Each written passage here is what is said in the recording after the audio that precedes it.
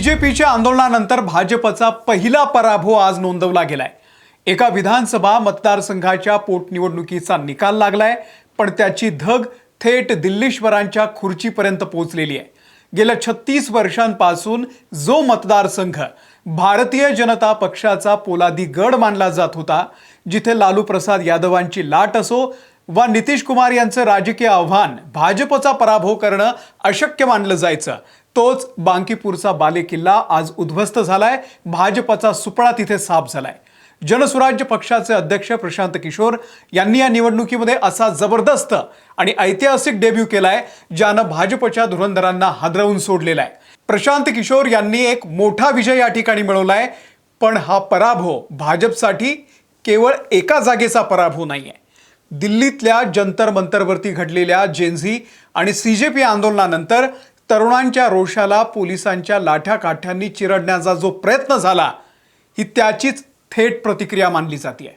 भाजपचे नवनिर्वाचित राष्ट्रीय अध्यक्ष नितीन नवीन यांचा हा मतदारसंघ आहे आणि तुम्हाला आठवत असेल, याच मतदारसंघामध्ये आपल्या सगळ्यांचे आराध्य दैवत हनुमान मारुती यांच्या हातामध्ये भाजपचा झेंडा देऊन भाजपनं रॅलीमध्ये नाचवलेलं होतं। त्यामुळे सोशल मीडिया सुद्धा तापलेला होता आणि या मतदारसंघातून भाजपला मिळालेली ही चपराक नेमकी काय सांगते?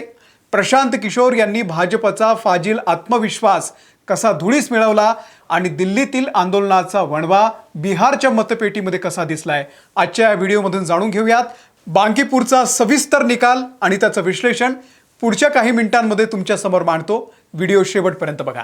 नमस्कार, मी अमोल किन्होळकर, आपण पाहत आहात महाराष्ट्र टाइम्स ऑनलाईन। तर बांकीपूर विधानसभा पोटनिवडणुकीचा निकाल आपण जरा सविस्तर समजून घेऊयात। विजयी झालेले आहेत जनसुराज्य पक्षाचे प्रशांत किशोर।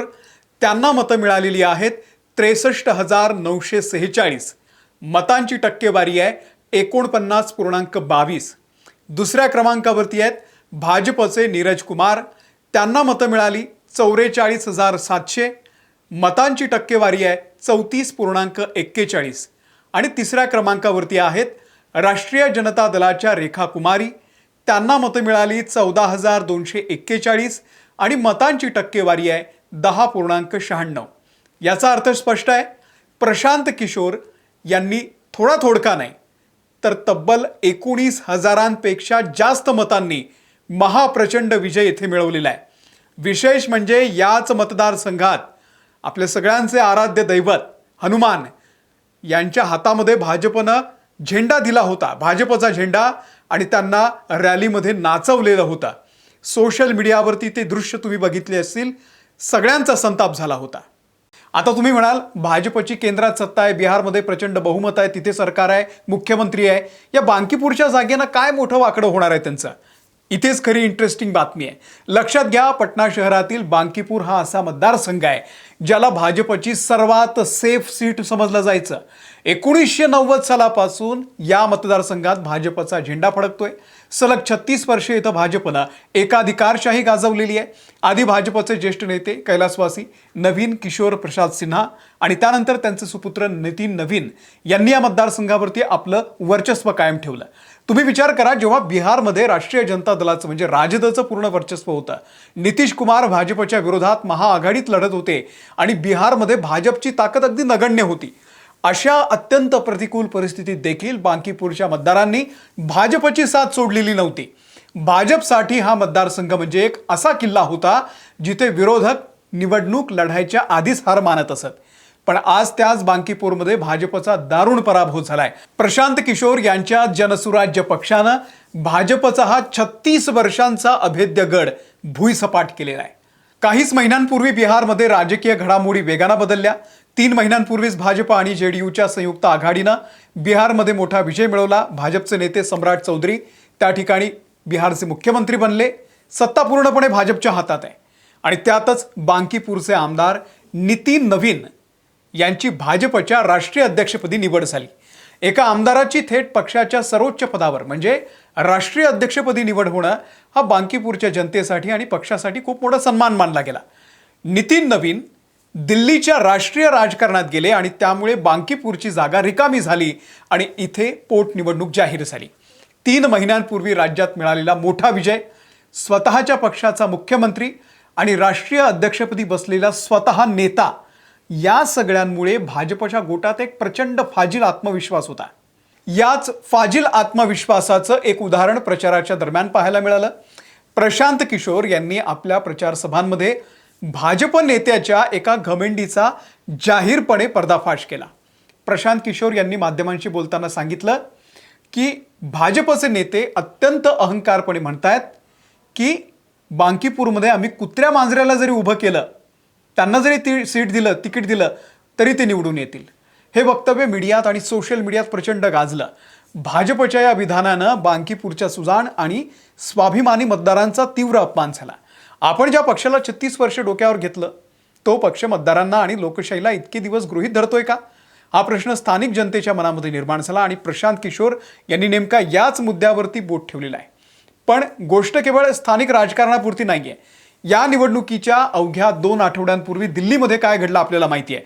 CJP आणि जेनझीचं आंदोलन झालं. तरुण विद्यार्थी, रोजगार, भविष्यासाठी लढणारे नागरिक रस्त्यावरती उतरले. लोकशाही मार्गानं आपल्या हक्कांची मागणी करणाऱ्या विद्यार्थ्यांना ऐकून घेण्याच्या ऐवजी प्रशासनानं आणि भाजपनं कोणती भूमिका घेतली? भाजपचे राष्ट्रीय अध्यक्ष नितीन नवीन यांनी तेलंगणा दौऱ्यावरती असताना या आंदोलकांवरती आणि विरोधी विचारांवरती अत्यंत जहाल टीका केली. त्यांनी या आंदोलनाला आणि विचारसरणीला तुकडे तुकडे गँग म्हटलं. एवढ्यावरच नाही थांबले ते, तर त्यांनी या आंदोलनाची तुलना व्हायरस आणि कॉक्रोच जुरळांची केली. हे देश तोडणारे लोक आहेत, असा सुद्धा गंभीर आरोप त्यांनी केला. एका बाजूला देशातील तरुण आपल्या मागण्यांसाठी शांततेमध्ये आंदोलन करतायत आणि दुसऱ्या बाजूला पक्षाचे राष्ट्रीय अध्यक्ष त्यांना व्हायरस म्हणतायत, कॉक्रोच म्हणतायत, हा हीन दर्जा देत होते. या वक्तव्यानं आगीत तेल ओतण्याचं काम केलं. दिल्लीच्या जंतर मंतरवरती तरुणांवरती लाठीचार्ज झाला. विद्यार्थ्यांना अँटी नॅशनल, देशविरोधी ठरवलं गेलं. त्यांच्यावर गुन्हे दाखल करण्यात आले आणि या घटनेची तीव्र पडसाद सुद्धा बिहारमध्ये उमटले. दिल्लीत विद्यार्थ्यांवरती झालेल्या अत्याचार पाहून बिहारमधला जेनझी सुद्धा रस्त्यावरती उतरला. तिथे तरुण उपरोधिक पोलिसांना निडरपणे म्हणत होते, टियर गॅस का व्यवस्था नाही आहे क्या? इतकंच नाही तर आंदोलनाच्या दरम्यान AK-47 यामधून राऊंड फायर करण्यात आले. ते सगळी दृश्य आपण बघितलेली आहे. तरुणांचा हा आक्रोश, विद्यार्थ्यांवरती झालेला अन्याय आणि त्यांना कॉक्रोच, व्हायरस असं म्हणणारी, हिणवणारी ही भाजपची भाषा, या सगळ्याचा राग मनामध्ये घेऊन बिहारचा युवा वर्ग शांत बसला होता. तो योग्य वेळेची वाट पाहत होता आणि ती वेळ आली बांकीपूरच्या पोटनिवडणुकीमध्ये. जेव्हा बांकीपूरमध्ये मतदान झालं तेव्हा तिथला पारंपरिक भाजप वोटर आणि विशेषतः युवा मतदार मोठ्या प्रमाणावरती शिफ्ट झालाय. प्रशांत किशोर यांनी या तरुण पिढीच्या आक्रोशाला योग्य दिशा दिली. त्यांनी जमिनीवरती उतरून लोकांशी संवाद साधला, भाजपच्या या सगळ्या प्रवृत्तीवरती प्रहार केला आणि जनसुराज्य पक्षाच्या माध्यमामधून एक सक्षम पर्याय उभा केला. बांकीपूरचा हा निकाल फक्त एका विधानसभा मतदारसंघाचा निकाल नाहीये. या निकालानं भारतीय राजकारणाला आणि विशेषतः भाजपला 3 महत्त्वाचे संदेश दिलेले आहेत. पहिला संदेश, लोकशाहीमध्ये कोणत्याही पक्षाचा अभेद्य गड कायमस्वरूपी नसतो. जर तुम्ही जनतेला गृहीत धरणार असाल, मतदारांना कुत्रा मांजर समजण्याची भूल करत असाल, तर 36 वर्षांचा इतिहास एका दिवसात पुसला जातो. दुसरा संदेश, प्रशांत किशोर यांच्या जनसुराज्य पक्षाची बिहारच्या विधानसभेमध्ये झालेली ही एंट्री आगामी बिहार आणि राष्ट्रीय राजकारणाची दिशा बदलणारी ठरू शकते. प्रशांत किशोर यांनी सिद्ध करून दाखवलेलं आहे की योग्य रणनीती आणि जनतेच्या मुद्द्यांना हात घातला तर सर्वात मोठ्या राजकीय पक्षालाही त्यांच्याच गडामध्ये पराभूत केलं जाऊ शकतं.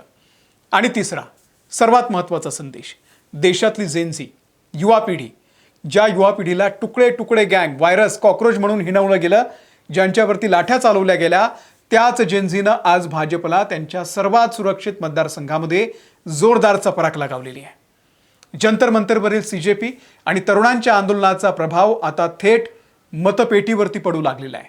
जेव्हा युवा वर्ग नाराज होतो तेव्हा त्याच्या भविष्यावर आणि रोजगारावरती गदा येते आणि जेव्हा त्यांच्या आक्रोशाला पोलिसांच्या बळाचा वापर करून दाबण्याचा प्रयत्न होतो तेव्हा तो तरुण मतपेटीतून असा शांत, सणसणीत बदल घडवून आणतो. CJPच्या आंदोलनामुळे आणि तरुणांच्या असंतोषामुळे आज भाजपच्या हातातून त्यांचा सर्वात सुरक्षित मतदारसंघ निसटलेला आहे. बांकीपूरच्या या निकालानं एक गोष्ट स्पष्ट केलेली आहे की येणाऱ्या आगामी निवडणुकांमध्ये देशातले जेनझी आणि युवा मतदार राजकीय पक्षांचं आणि देशाचं भविष्य ठरवणार आहेत. तुम्हाला या सगळ्या निकालाबद्दल काय वाटतंय? बांकीपूरमधील हा पराभव भाजपसाठी खरोखरच धोक्याची घंटा आहे का? आणि प्रशांत किशोर यांचा हा विजय बिहारच्या राजकारणामध्ये नवीन युग आणेल का? तुमची काय प्रतिक्रिया मला कमेंट बॉक्समध्ये नक्की कळवा. या व्हिडिओमध्ये इथेच थांबतोय. व्हिडिओ आवडला असेल तर इतरांना शेअर करा. आमच्या महाराष्ट्र टाइम्स ऑनलाईन या यूट्यूब चॅनलला तुम्ही सबस्क्राईब करा. फेसबुकवरती आहोत, इंस्टाग्रामवरती आहोत, तिथेही फॉलो करा. धन्यवाद.